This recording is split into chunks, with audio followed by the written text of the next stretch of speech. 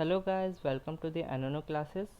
आज हम लोग एनालॉग सर्किट्स और एनालॉग इलेक्ट्रॉनिक्स का यूनिट 5 देखने वाले हैं, जो कि है opamp applications. Analog circuits and analog electronics ये बीटेक सेकेंड ईयर का सब्जेक्ट है, जिसका subject code KEC 402 and KOE 047 है। तो आइए शुरू करते हैं। सबसे पहले बिल्कुल बेसिक से शुरू करते हैं। ओपैम्प ओपैम्प की डेफिनेशन एंड ओपैम्प का फुल फॉर्म। ओपैम्प का फुल फॉर्म होता है ऑपरेशनल एम्पलीफायर। मतलब नाम से क्लियर हो रहा है, तो एक एम्पलीफायर है। तो एम्पलीफायर का रोल क्या होता है? एम्पलीफायर एक छोटे से सिग्नल को इन्हेंस कर देता है और उसका फ्रिक्वेंसी और हाइट एम्पलीट्यूड इंक्रीज कर देता है। मतलब एक तरीके से वो सिग्नल को पूरी तरीके से इन्हेंस कर देता है। जैसे कि इसमें देख लीजिए, एक छोटा सा सिग्नल है, एम्पलीफायर में गया एंड वो पूरा इनहेंस हो गया, मतलब उसकी फ्रिक्वेंसी बढ़ गई। ये एक एम्पलीफायर का काम होता है कि सिग्नल को एम्पलीफाई करना। ओपैम्प को हम रियल वर्ल्ड में देखेंगे तो हम IC 741 को ही हम ऑपरेशनल एम्पलीफायर बोलते हैं रियल वर्ल्ड में। ये एक इनके इंटीग्रेटेड कंप्यूटर है, जिसको हम रियल वर्ल्ड में यूज़ करते हैं अपनी डिवाइसेस बनाने के लिए, और ये ही हमारा ओपैम होता है। तो ये MCQ के बेसिस पे बहुत अच्छा क्वेश्चन है।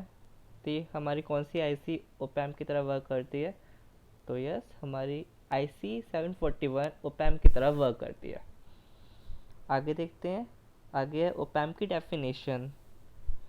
ओपैम, an operational amplifier, often op-amp or op-amp, is a DC coupled high gain electronic voltage amplifier with a differential input and usually a single ended output. तो op-amp जो होता है वो एक DC coupled high gain electronic voltage amplifier है। तो हमारा जो op-amp है वो एक हाई गेन वोल्टेज एम्पलीफायर है। ये चीज़ आपको याद रखनी है। तो ओपैम्प हमारा हाई गेन होता है, वोल्टेज एम्पलीफायर होता है और एक DC कपल्ड होता है, जिसमें डिफरेंशियल इनपुट्स होते हैं और सिंगल एंडेड आउटपुट होता है। डिफरेंशियल का मतलब है, अगर हम सिंपल वे में बोलें तो 2 इनपुट्स होते हैं एंड 1 आउटपुट होता है। ये सब आपको याद रखना है। एक चीज़ है कि ओपैम्प हमारा AC as well as DC दोनों पे वर्क करता है। तो ये आपको याद रखना है।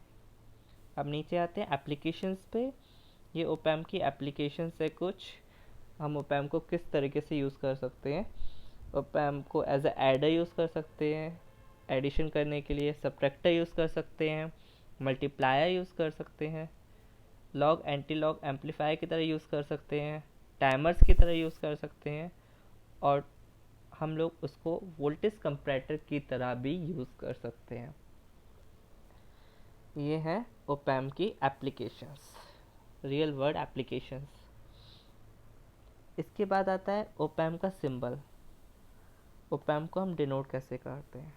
तो ये हमारा ओपैम्प का सिंबल है पूरा। इसमें आप चेक कीजिए, 1 2 3 4 5। ओपैम्प में 5 टर्मिनल्स होते हैं, 2 इनपुट टर्मिनल्स एंड एक आउटपुट टर्मिनल्स। ये 2 इनपुट टर्मिनल्स हैं, वो 2 टाइप्स के होते हैं। एक है हमारा नॉन इन्वर्टिंग, एक है इन्वर्टिंग। तो हमारा जो नेगेटिव टर्मिनल है वो है हमारा इन्वर्टिंग,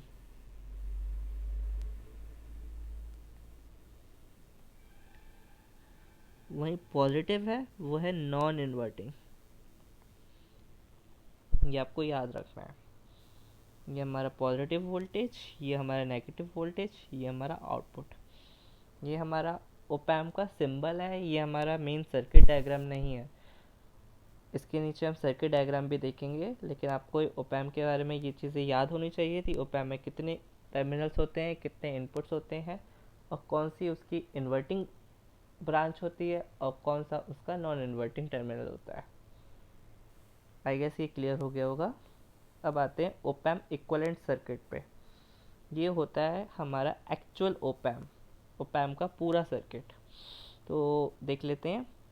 ये हमारा इनपुट टर्मिनल 1, ये हमारा इनपुट टर्मिनल 2। इसको हमने वोल्टेज सिग्नल की तरह ही डिनोट किया है। तो इनपुट टर्मिनल 1 पे वोल्टेज 1 सिग्नल जा रहा है और इनपुट नंबर 2 पे हमारा वोल्टेज 2 एज अ सिग्नल जा रहा है।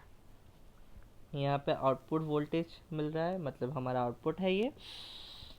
यहाँ पे हम नीचे देख सकते हैं कि यहाँ पे जा रहा है तो अंदर एक रेजिस्टेंस लगा होता है, ये हम इनपुट रेजिस्टेंस बोल सकते हैं इसको।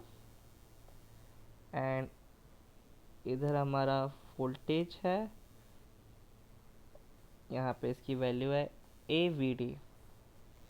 AVD को हम AVVD भी बोल सकते हैं। यहाँ पे हमारा A यानी कि AV है open loop voltage gain, and VD हमारा डिफरेंशियल वोल्टेज। डिफरेंशियल वोल्टेज क्या होता है? हमारा डिफरेंशियल वोल्टेज हमारा इनपुट टर्मिनल्स पे जो वोल्टेज अप्लाइड है उसका डिफरेंस होता है, मतलब V2 माइनस V1।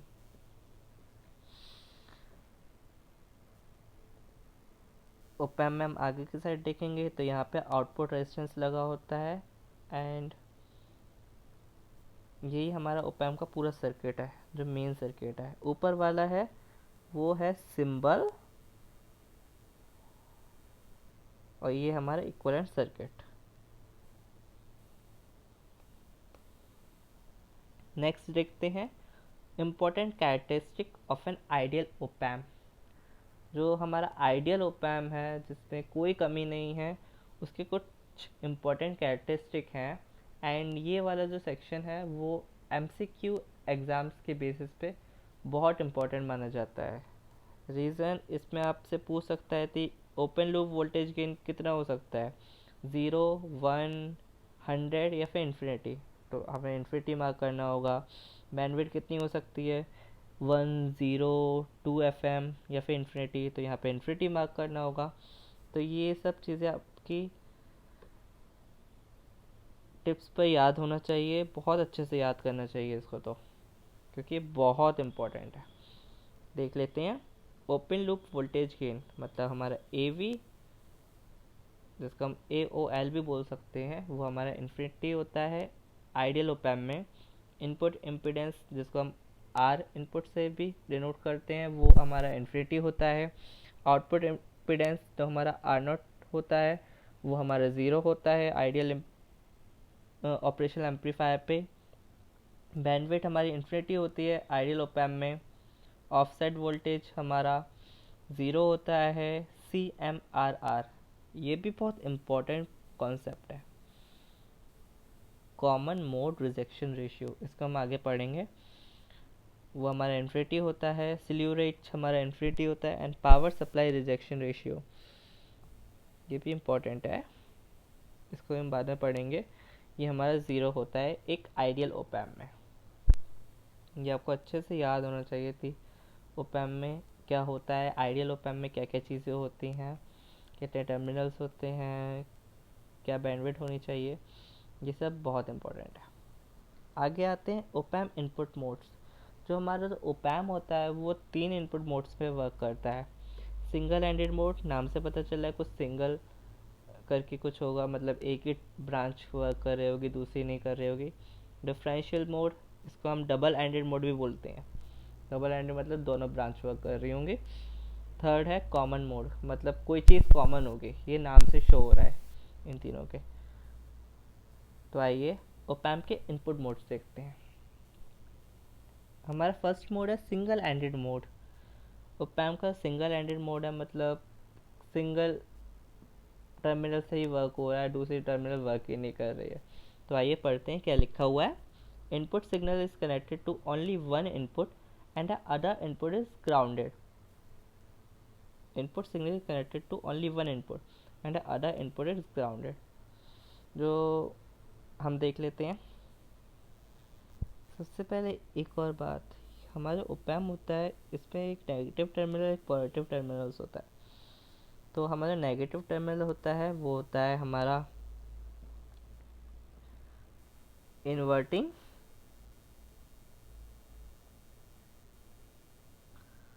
पॉजिटिव होता है हमारा non inverting.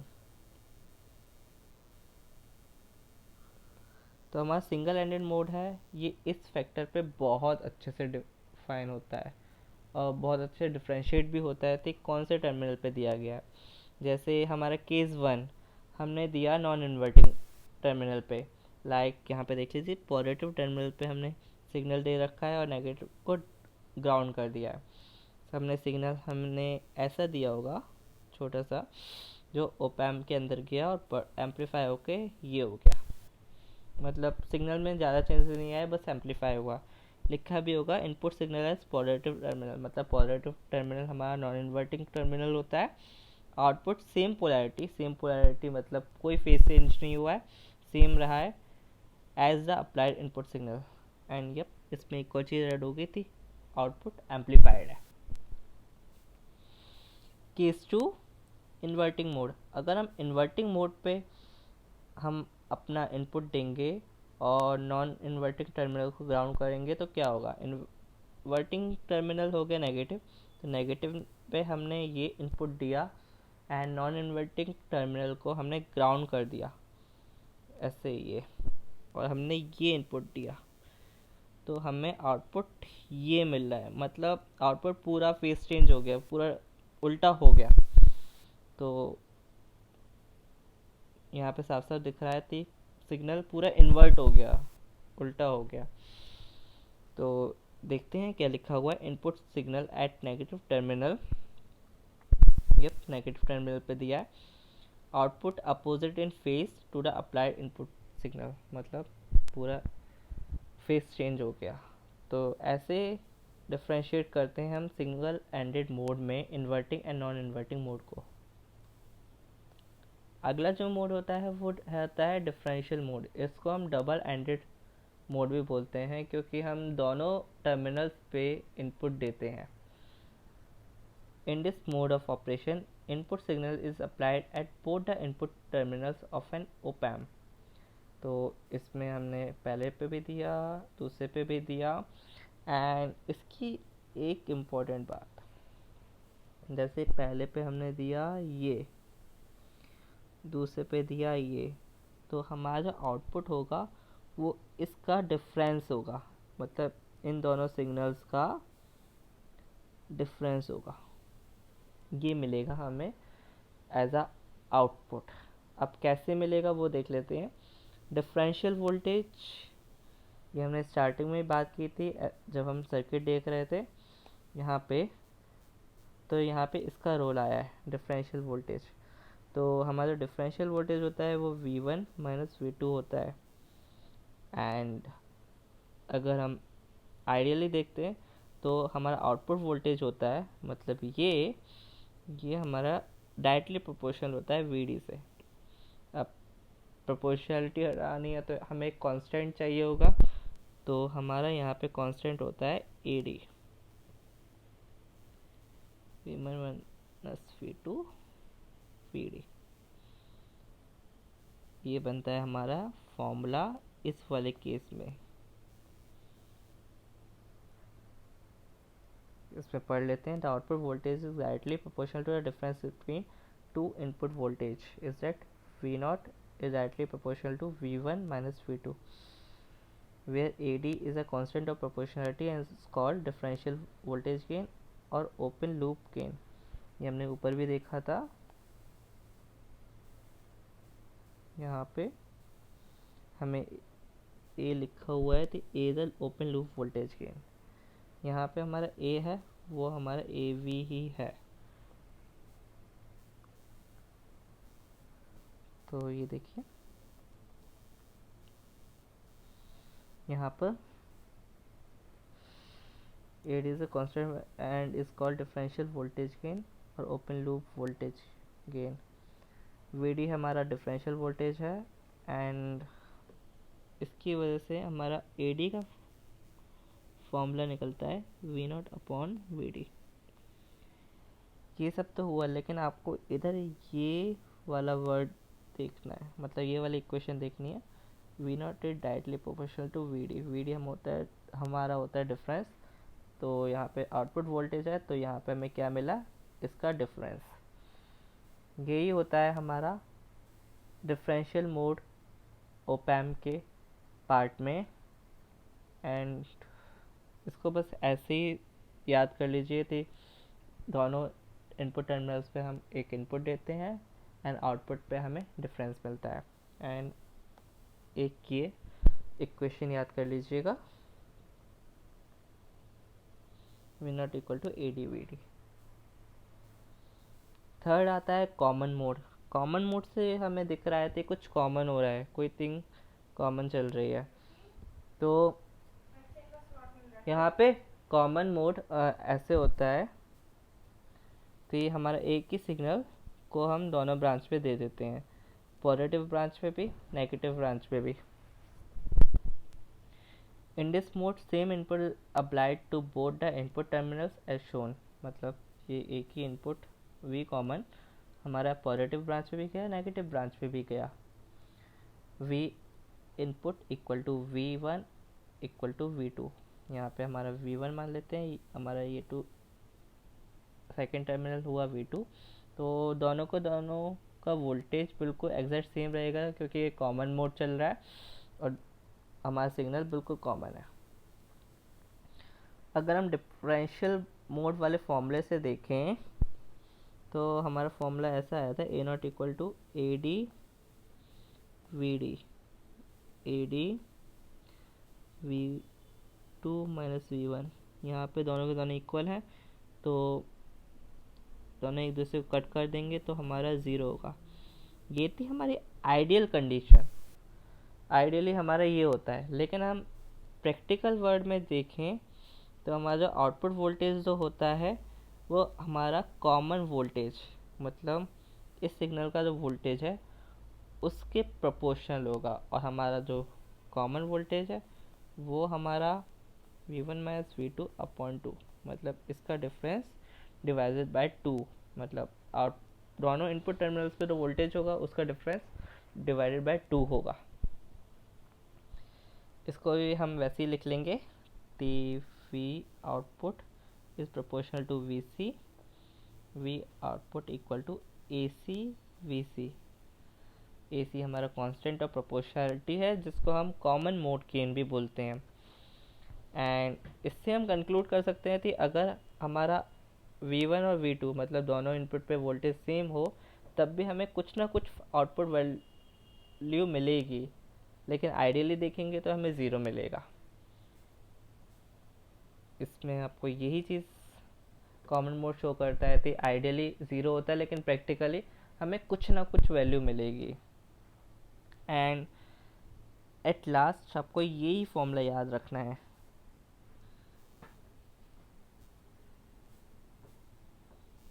We not equal to A C V C. और हमारा डिफरेंशियल मोड में था A D V D. And यही दोनों हमारा पूरा आउटपुट बनाते हैं ओपैम का। तो हमारा टोटल आउटपुट जो होता है